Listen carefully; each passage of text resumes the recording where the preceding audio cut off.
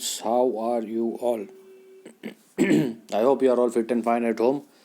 मैं हूँ Karan Bhatt again Gujarat board के स्टैंडर्ड 11th आर्ट्स में political science chapter number 8 that is executive at union and at state level की बात कर रहे थे हम लोग.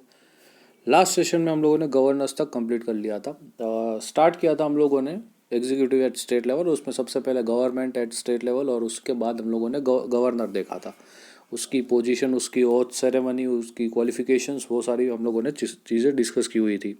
इस सेशन में पर्टिकुलरली हम लोग बात करने वाले हैं पावर्स ऑफ द गवर्नर के बारे में. Powers of the governor. अब जैसे सेंट्रल लेवल पे हम लोगों ने प्रेसिडेंट को पढ़ा, वैसे ही स्टेट लेवल पे गवर्नर को हमें पढ़ना है. सबसे पहले उनकी एग्जीक्यूटिव पावर्स पढ़नी है. गवर्नमेंट के पास बहुत सारी एग्जीक्यूटिव पावर है और उसको यूज़ करते हुए वो सर्टेन अपॉइंटमेंट्स भी करते हैं. ठीक है, कौन सी एग्जांपल्स, जैसे कि स्टेट के जनरल इलेक्शन के बाद मेजोरिटी पार्टी के लीडर को चीफ मिनिस्टर बनाना. ठीक है, जैसे प्राइम मिनिस्टर बनाते हैं, जैसे प्रेसिडेंट मेजोरिटी पार्टी के लीडर को प्राइम मिनिस्टर बनाते हैं, वैसे ही गवर्नर मेजोरिटी पार्टी के लीडर को स्टेट में चीफ मिनिस्टर बनाएंगे. और चीफ मिनिस्टर की एडवाइस पे दूसरे मिनिस्टर्स को, एडवोकेट जनरल को, chairman of state public commission, यानी कि हमारे गुजरात में जीपीएससी है, Gujarat state public service commission, तो ऐसे ही जो जीपीएससी के चेयरमैन हैं उनको अपॉइंट करेंगे.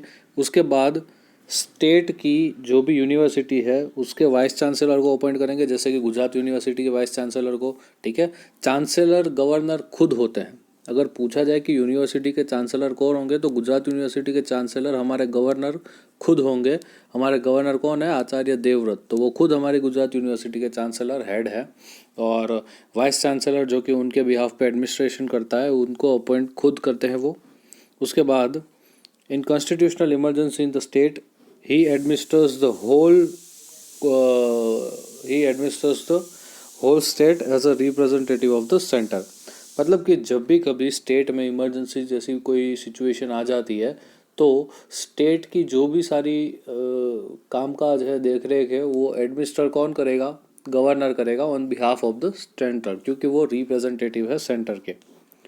उसके बाद बात करेंगे हम लोग लेजिस्लेटिव पावर्स के, कि गवर्नर के पास सबसे पहले तो गवर्नर हमारे स्टेट लेजिस्लेचर का एक इंडिस्पेंसेबल क्या है, इनसेपरेबल ऑर्गन है. ठीक है, जैसे कि हमारे प्रेसिडेंट हमारी पार्लियामेंट के हैं, वैसे ही हमारी गवर्नर जो है वो हमारे स्टेट लेजिस्लेचर के एक इनसेपरेबल ऑर्गन है.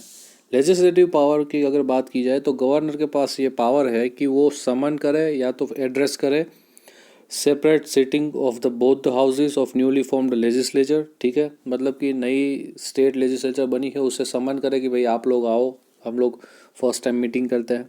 दूसरा, लेजिस्लेचर को डिसॉल्व करने का on the expiry of the session, मतलब 5 साल के कंप्लीशन पे जो हम डिसोल्यूशन करते हैं विधानसभा का, वो डिसोल्यूशन करने का पावर भी इनके पास है. By signing and framing the law from the bill pass through 3 readings. हम लोगों ने देखा था कि पार्लियामेंट में जो बिल पास होता है, प्रेसिडेंट उसको साइन करके एक्ट बनाता है. वैसे ही स्टेट लेजिस्लेटिव असेंबली में जो बिल पास होगा उसके ऊपर गवर्नर अपनी साइन करके उसे एक्ट बनाएंगे.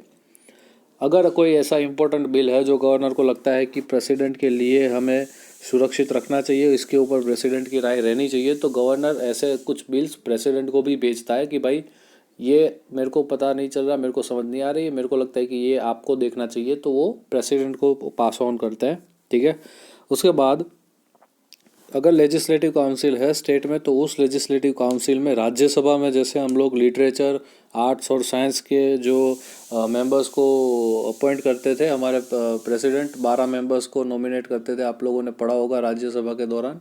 वैसे ही गवर्नर हमारे विधान परिषद यानी कि स्टेट लेजिस्लेटिव काउंसिल अगर होती है, तो उसमें जो है इन मेंबर्स को अपॉइंट करेंगे. ठीक है, ये हो गए उनके लेजिस्लेटिव पावर्स. अब बात करते हैं, अच्छा हाँ, एक और इम्पोर्टेंट चीज़ यानी कि ऑर्डिनेंस, कि जब भी विधानसभा या विधान परिषद या दोनों सेशन में नहीं है, ऐसे में हमारे गवर्नर जो है, कोई उनको ऐसा लगता है कि इम्पोर्टेंट मैटर है, तो उसके ऊपर ऑर्डिनेंस यानी कि वट हुकुम भी बाहर निकाल सकते हैं.